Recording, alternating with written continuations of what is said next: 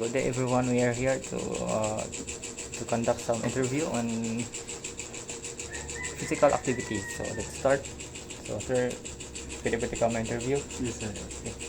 So pila ka adlaw kada semana ka nga naga-engage og physical nga activity o exercise?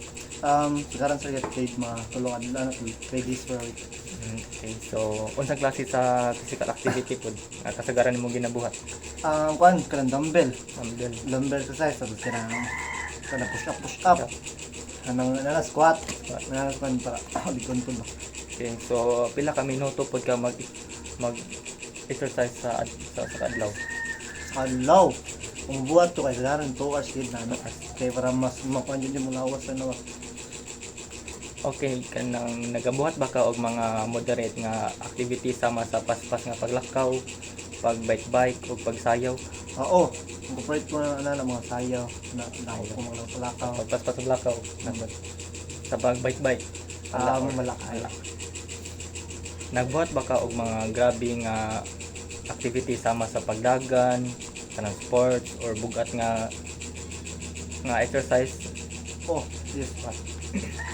And pila ka oras kasagaran maglingkod or maghigda kada adlaw? Oo na eh. Kung maglingkod, depende. Lingkod na lang hida. Kaya kuan. Mabot siya. Kung magpunta ko magduwa. Abot yung mga 3 hours. 3 hours na. Ang paghigda. Muna lang maglingkod. Depende daw sa oras. Nagagamit ba ka sa mga hagdan or nagalakaw o nagabisikleta imbes nga magsakay kung posible? Ano maggamit? Kairon. Motor. Para no. Unsaon nimo paghulagway sa imong kinatibuk ang level sa physical nga aktibidad? Like unsa? Like kanang imong pag-rate ba sedentary, lightly active, Moderately active. kanang sakto lang. Sakto lang. Kabalo ba ka sa girekomendang gidaganon sa physical nga aktibidad matag semana alang sa mga hamtong? Wala. Kabalo ba ka nga ang mga hamtong girekomenda nga magbuhat og labing minus 150 minutes nga moderate intensity nga exercise matag semana? Wala. Kabalo ba ka nga girekomenda usab ang muscle strengthening activities labing minus 2 ka adlaw matag semana? Wala. Okay, sunod. Nakaapekto ba ang kakulang sa oras sa imong abilidad nga mahimong physical active? Magayan na Nakaapekto. Naka-experience ba ka og kasakit, kakapoy o problema sa panglawas nga nakalisod sa imong pag-exercise? Pamaal. Nan. No? Makabati ba ka usahay nga walay gana o walay interest sa pag-exercise?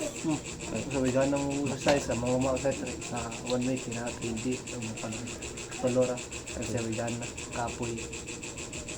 Ang gasto kakulang sa kagamitan o kakulang sa lugar kana usa ba siya kababag para nimo sa imong pag-exercise? Kanang gasto, kulang sa gamit. Maka-apekto ba ang panahon o mga concern sa lawas sa imong kagustuhan sa pag-exercise? Depende. Depende. Gitinguhang okay.